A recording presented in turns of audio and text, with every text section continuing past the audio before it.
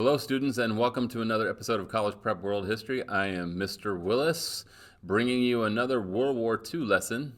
This time we have shifted our geography a little bit. We are now in the Pacific, and we're going to backtrack just a tad when it comes to the timeline because, unfortunately, with the war, we're kind of going regionally a little bit, and so we've concentrated a lot on Europe. The one time we did shift to the Pacific was with Pearl Harbor, and so we're going to pick up right after Pearl Harbor here in this lesson, and talk about how the warfare is very different in the Pacific than it was on the European continent and in North Africa and Italy, and kind of contrast the two different regions against one another and see how and compare them and see how brutal the warfare was in the Pacific.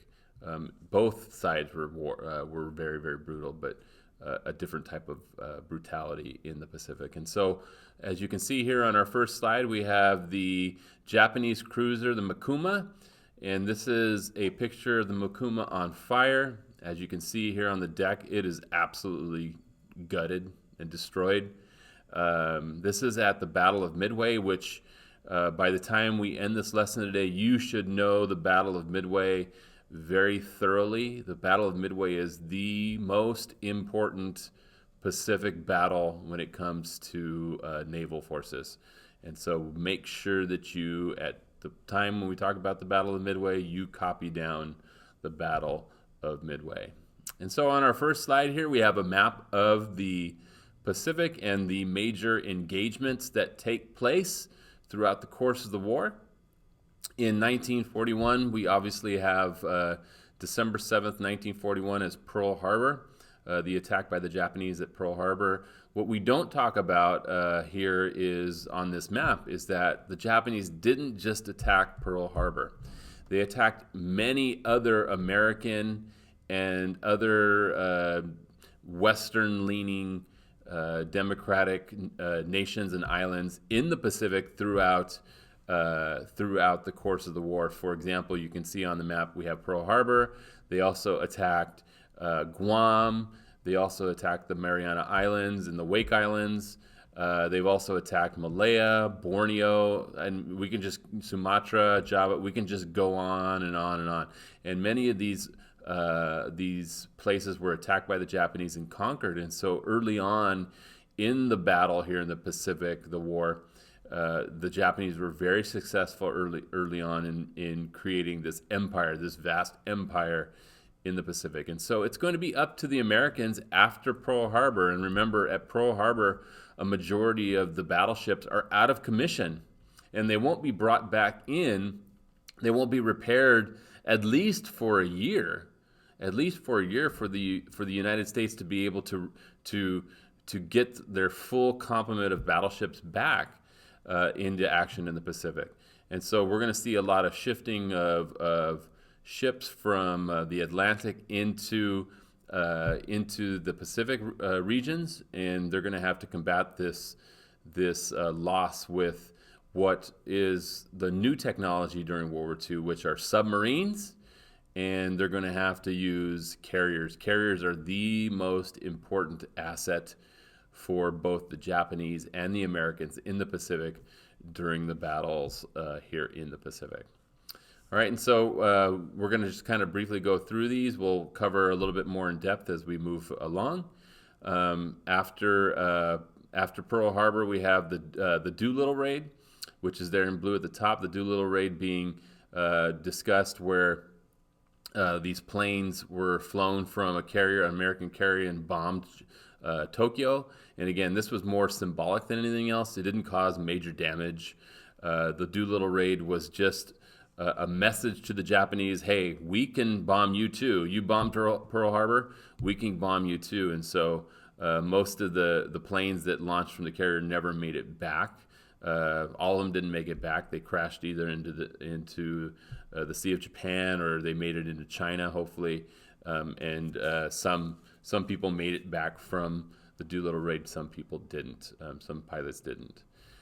We have the Battle of the Coral Sea there at the bottom. That's going to be an important battle. We'll talk about that. The Battle of Midway in 1942, as I mentioned before. We have Guadalcanal. We have Saipan. We have Iwo Jima and Okinawa. Those are all the major conflicts in the Pacific. And so before we kind of talk about the plans of the Allies to combat the Japanese superiority temporarily in the Pacific, let's talk about one of the most important characters, or one of the most important leaders in the Pacific for the Allies. That's General Douglas MacArthur, and you can see him here with his cob corn pipe. He's the commander of the Allied land forces in the Pacific, and you might be thinking to yourself, well, land forces, all there are islands. Well, MacArthur's going to play an important role because MacArthur leads the Marines, who are the main combatants in the Pacific when it comes to what we call island hopping. And this strategy of island hopping is basically similar to blitzkrieg in the way that there are waves of attacking from the Allied forces and the Americans in the Pacific. You're going to have naval bombardment of these islands in order to try to weaken the forces of the islands, and then you're going to send in your troops. And so that's what we basically see in the Pacific. We see the Americans hop from island to island, and that's why you saw it on the previous map. They're going to go from Guadalcanal. They're going to go to Saipan. They're going to go to Iwo Jima. They're going to go to Okinawa. They're going to go to each one in an attempt to try to conquer one after the other. And you want to kind of consolidate and gain these different islands as you continue to proceed closer and closer to Japan. And the aircraft are very important in this island hopping strategy under MacArthur because aircraft serve several different needs. Number one, they're reconnaissance, meaning you can see where the enemy fleets are. Number two, you can use them as bombers. You can try to attack enemy fleets. You can attack enemy air strips. You can attack enemy bases. And so the aircraft and the naval forces in the Pacific play a very important role when it comes to the success of the Americans in the Pacific. All right, so let's get to the actual plan by the Americans and the Allies in the Pacific. And as I mentioned in a previous lecture, the Americans really are on their own. Their main help is going to come by way of Australia. Australia being part of the British Commonwealth, they're going to be the only ones that can help the Americans in the Pacific. The Soviets will not help, despite Stalin's promise to FDR and Harry Truman that he would. He can't help, and the British really aren't very much help because their concern is basically that of Europe. And so what the big plan here is in the first year in 1942 for the Americans is that they need to use carriers. And again, you're going to write this down. They need to use carriers, aircraft, and submarines to stop the momentum of the Japanese until the battleships can be repaired. The battleships play a very important role in any fleet. They protect the carriers. They protect those very important aircraft carriers and submarines from being open to enemy fire. And so battleships play a very important leadership role when it comes to naval operations. And for the very first year, many of those battleships will not be used in the Pacific. And so some of the most important battles will be led by the carrier fleet. As I mentioned before, very different than that of Europe. We mentioned island hopping. I'm not going to really go through that again with you guys, but you should write that down again, what island hopping is. It's naval bombardments, so firing artillery from your fleets and then using Marines to land from island to island. So make sure that you know what island hopping is. And then obviously the only ally for the Americans, writing this down, the only ally for the Americans in the Pacific are the Australians. So make sure that you guys have that written down here. So let's kind of pick up with the Japanese. They're going to be very successful in 1942. We saw a video on our way USA. it talks about the Pacific and how 1942 started badly for the Americans. It does. What you can see on this slide is in 1942. Here's why it starts badly. You're going to write down the Japanese seize. Okay, the Japanese capture Guam and the Wake Islands from the Americans. And the Japanese conquer the Philippines. And any American forces that were left on the Philippines, MacArthur was one of them that was there in the Philippines. He fled. Okay, he makes it to Pearl Harbor and ultimately to Midway later on. But the Philippines are captured by Japanese forces 1 month after Pearl Harbor, and any American soldier who is stationed in the Philippines in Manila, the capital, becomes a prisoner of war, and they go on this death march where they walk 100 miles and they're not given any water, and they're very mistreated by the Japanese, and many soldiers die on this march. And so we kind of want to write down that the Japanese seize Guam and Wake Islands as well as the Philippines from this slide.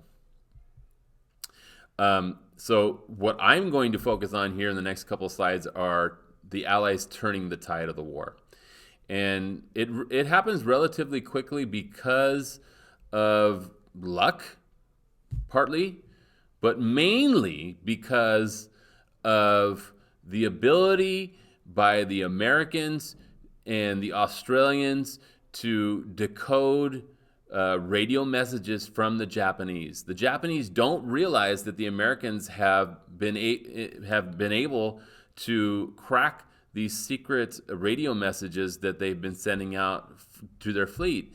And that's because the Japanese are stretched so thin by conquering all of these territories in the Pacific that it allows the smaller American force at the time to be a little bit more maneuverable, right, and be able to, with the use of these Navajo code decoders, right, these code talkers, what they call the Navajo code talkers, they're able to decode the messages that are being sent back and forth by the different Japanese ships. So the first battle we want to write down here is the Battle of the Coral Sea. So write that down.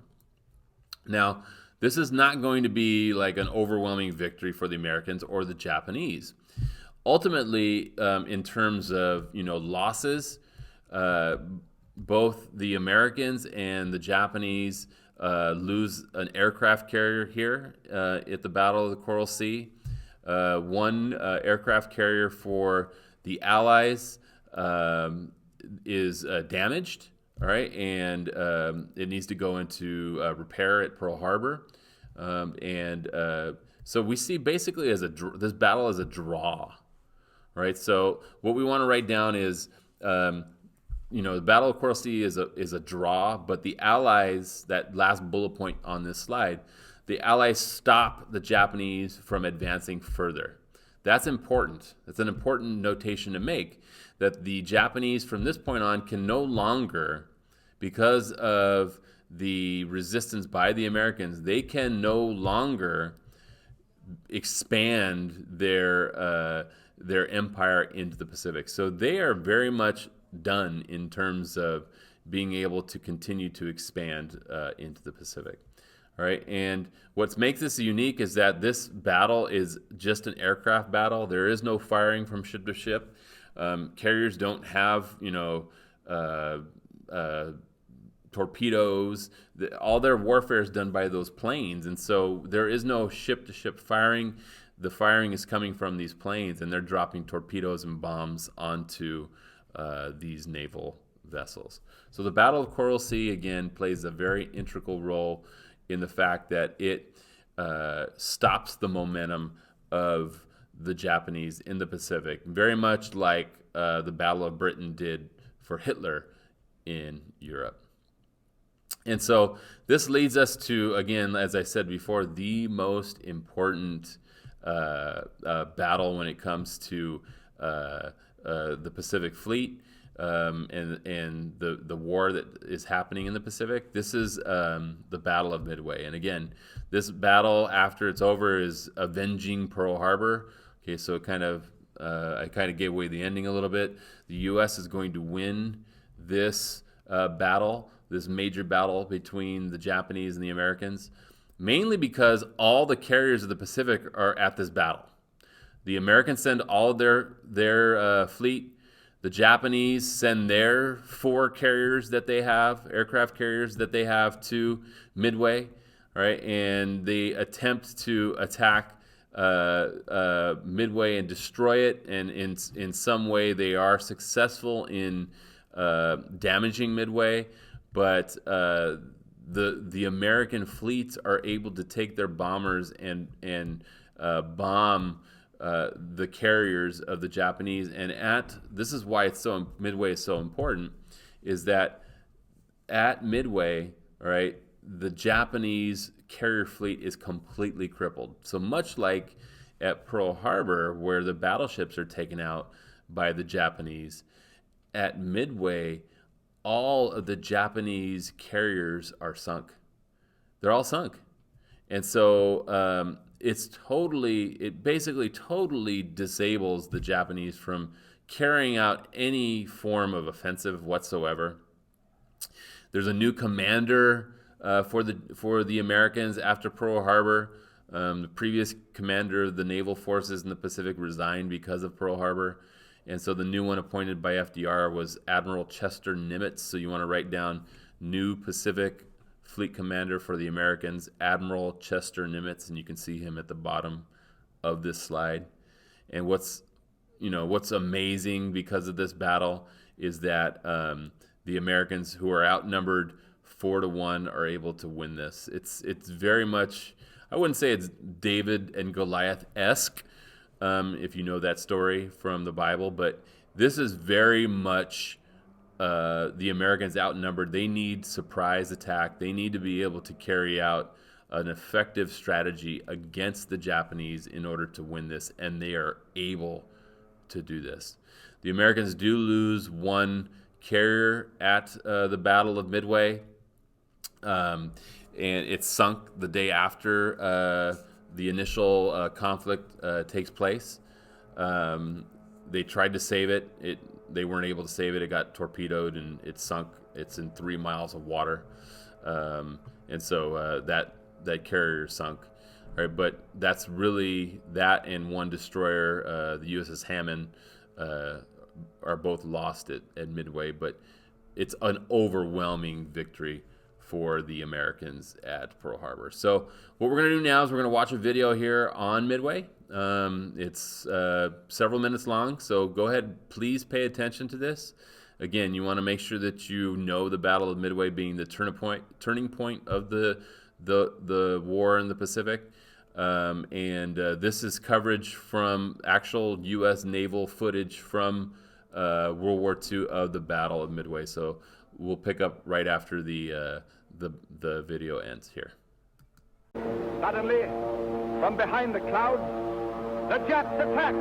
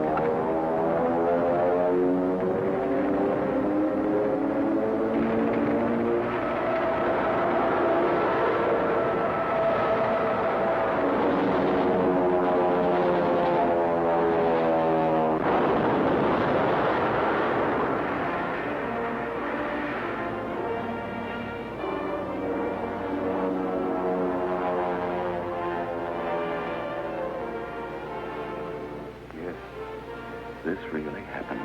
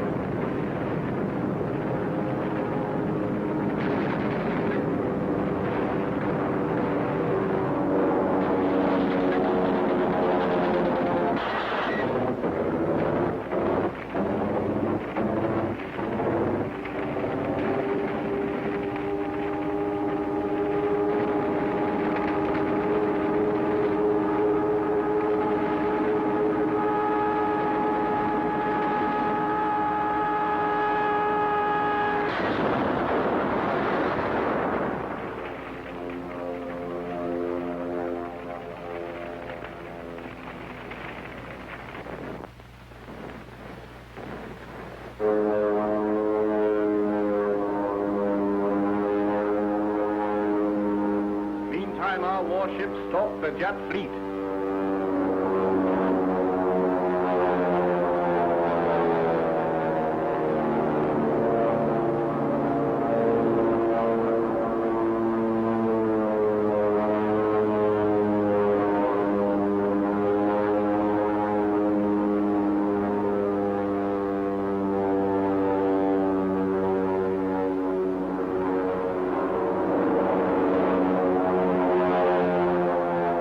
Suddenly, the trap is sprung.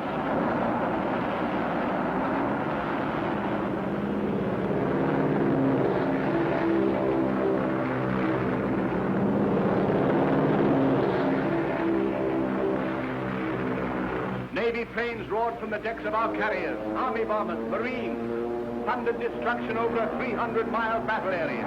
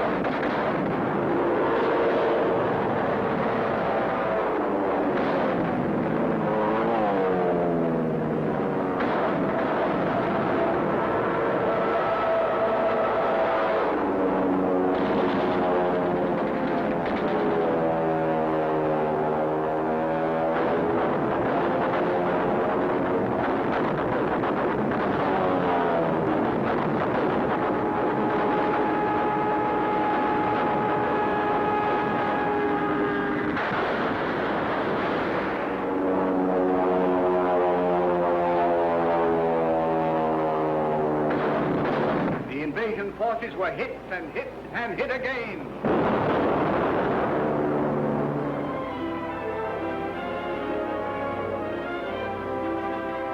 Men and women of America, here come your neighbor's sons, home from the day's work. You want to meet them.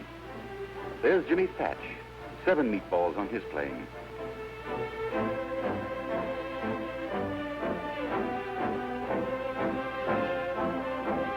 How many more today, Skipper?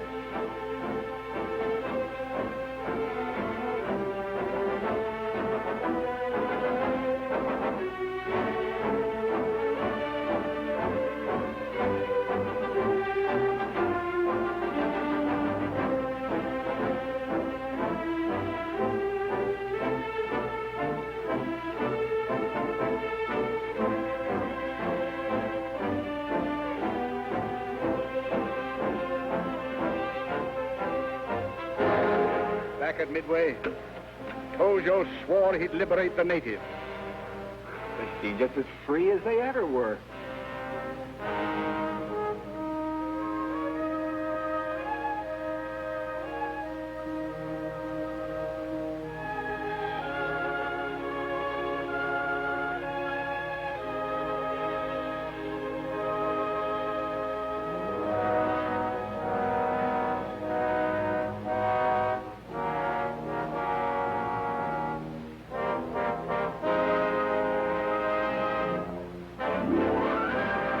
The Battle of Midway is over. Our front yard is safe. But a big job is still to be done. Day after day, our patrol planes search for survivors. Every tiny coral reef, every distant mile of sea. Search for men who fought to the last round of ammunition and flew to the last drop of gas and then crashed into the sea. 8 days, 9 days, 10 days without food or water. His first cigarette. Boy, that first drag sure tastes good.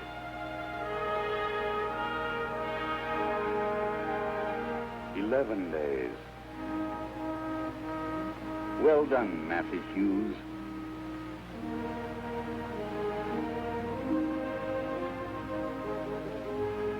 Logan Ramsey.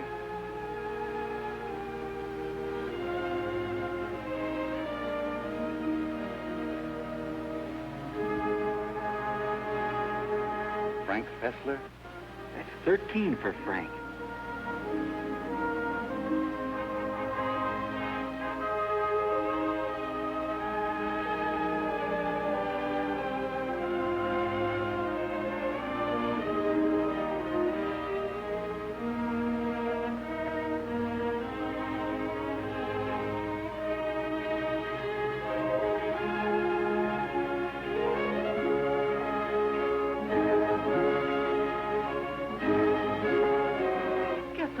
boys to the hospital. Please do, quickly. Get them to clean cots and cool sheets. Get them doctors and medicine, the nurses' soft hands. Get them to the hospital. Hurry, please. There was a hospital, clean, orderly, 100 beds, and on its roof the Red Cross plainly marked, the symbol of mercy the enemy was bound to respect.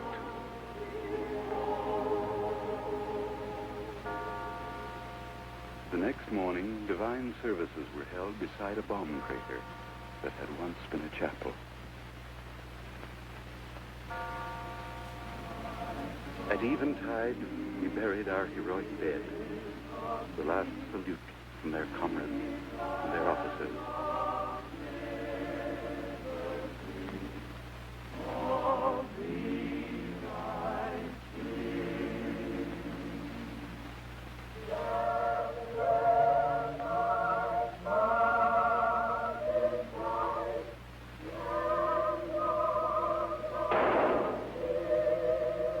Captain Simard of the Navy. Colonel Shannon.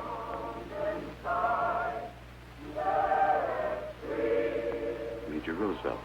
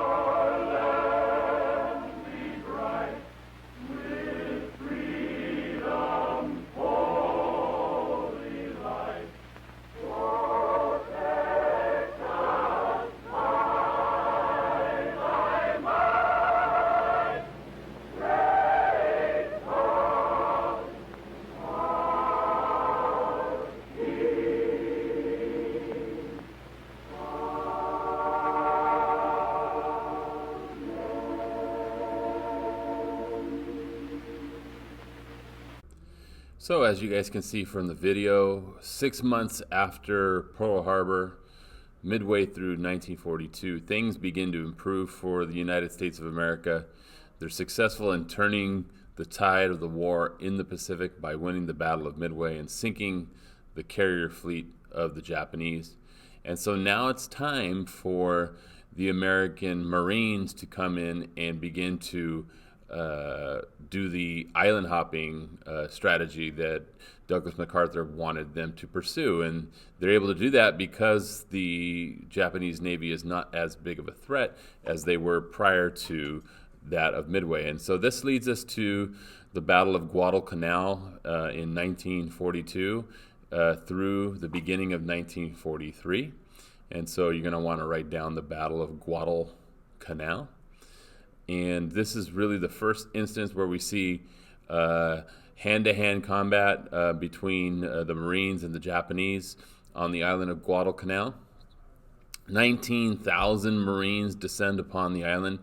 And what makes this really unique is that the goal here was to get a hold of the air base there on Guadalcanal and to easily take that base. And so they do that, but what they realize at Guadalcanal is that the Japanese have adjusted their strategy and want to prolong this and make this a long and brutal war in the Pacific. And so they give up the base easily, but the Japanese hide in the jungle of Guadalcanal, a very tropical area the Pacific is with all the islands. And so the Japanese make this struggle from August to February, this 6-month struggle, very difficult by holding out for as long as possible. The Japanese were known to be very resilient, and so what we see at the Battle of Guadalcanal is we see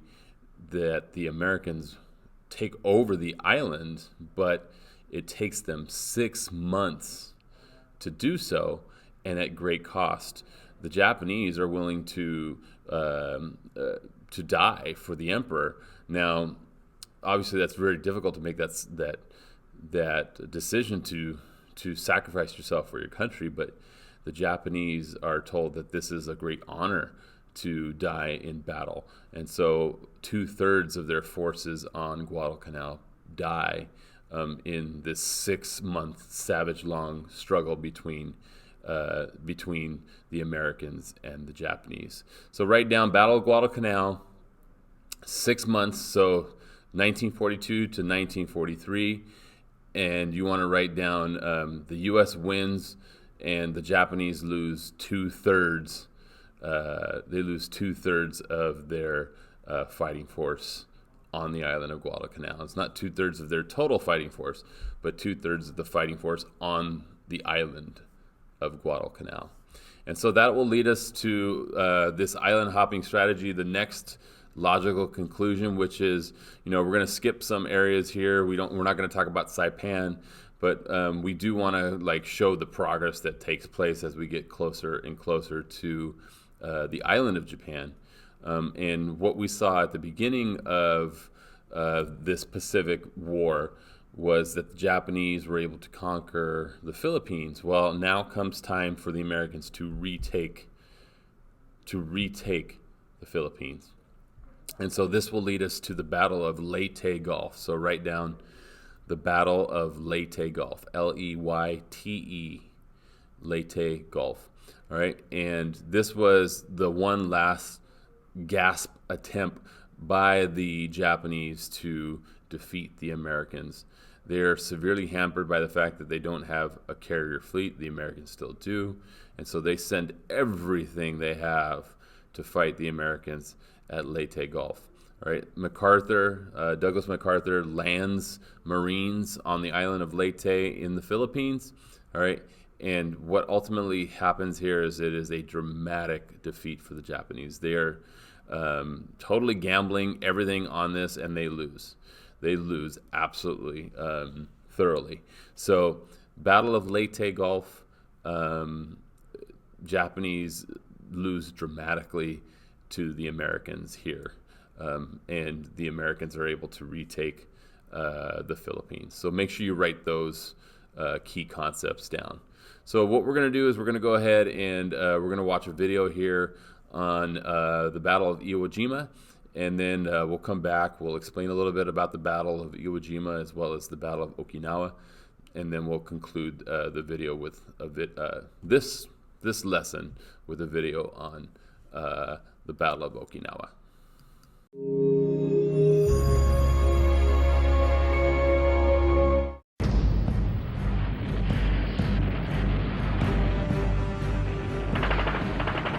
This is Staff Sergeant Alvin Josephi Jr., a United States Marine Corps combat correspondent speaking from Iwo Jima. An attack is underway, and so far this morning, in a couple of hours, they have gone approximately 500 yards through the most difficult kind of terrain. This island is studded with pillboxes, and they have already passed through several lanes of them and have passed over the volcanic ash, the terrible yellow, craggy, rocky, lifeless soil of this part of the island. Whoops, some bullets are whistling past us. We are in the open. Japanese mortars and also small arm fire are occasionally dropping around us.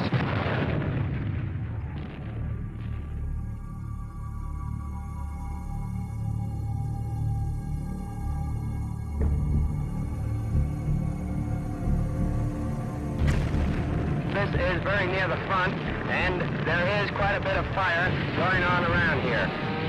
The roar you hear in the background are planes, are coming from our own planes that are assisting the infantry just up ahead of us.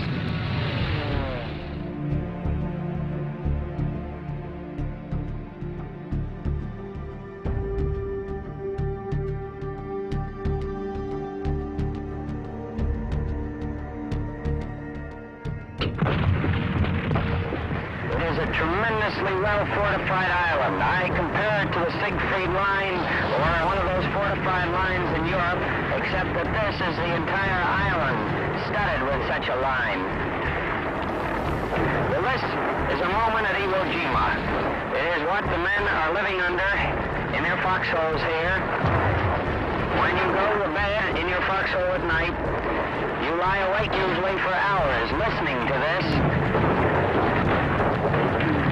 Now this is Staff Sergeant Alvin Josephi Jr. concluding this broadcast from Iwo Jima.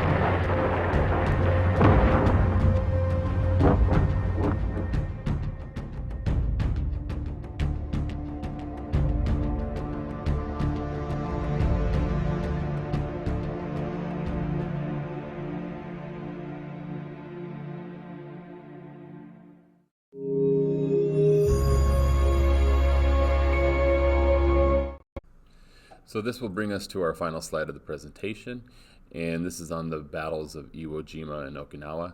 And again, American versus Japanese forces in these battles.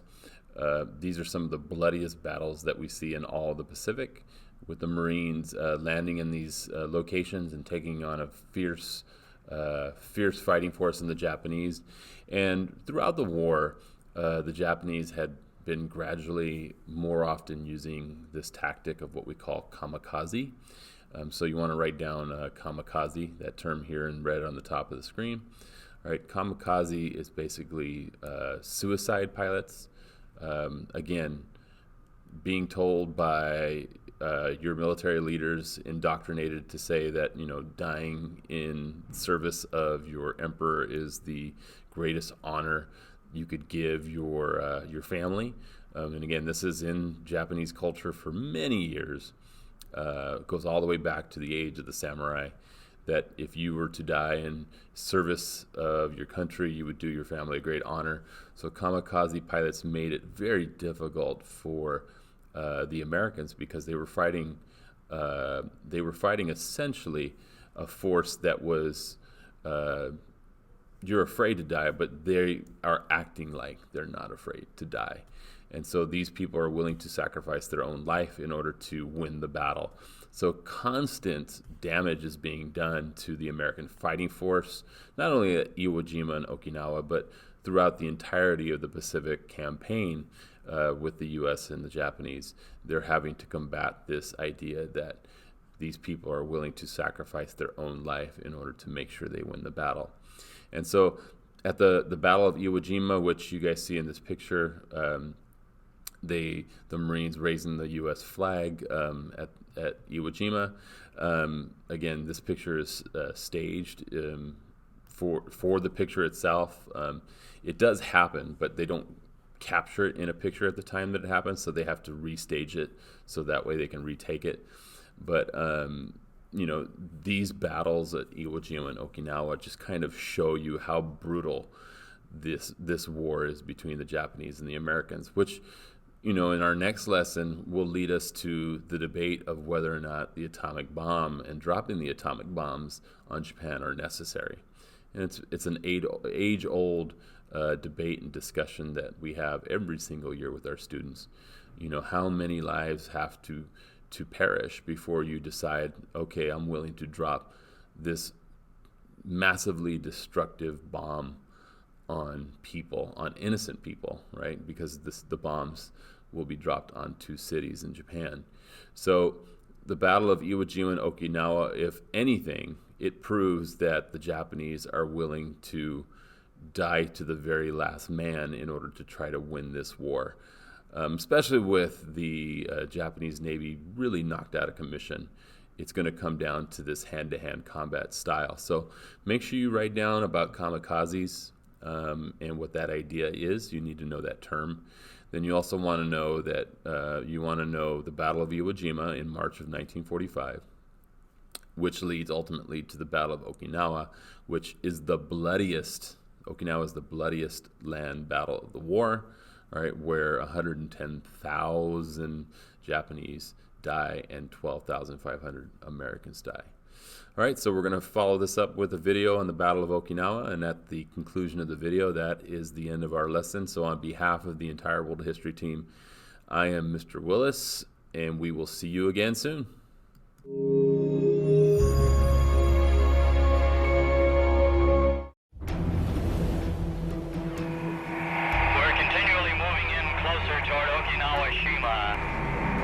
Directly overhead, squadrons of dive bombers, our dive bombers, fly towards the island of Okinawa to meet the Japs.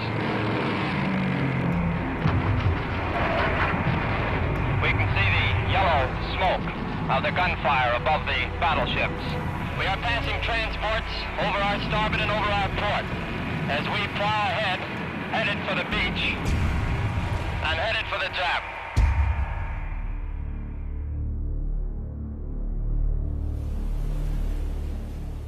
We debarked from our ships. We landed in Okinawa and we had no idea of what kind of resistance we will encounter. There were no Japanese, there were no natives, there was nothing. We made our way immediately to the airport that had been deserted by the Japanese, and we found a good many destroyed planes and bombs, but no resistance. By the end of the second day, we had crossed the island, and that was when our trouble began.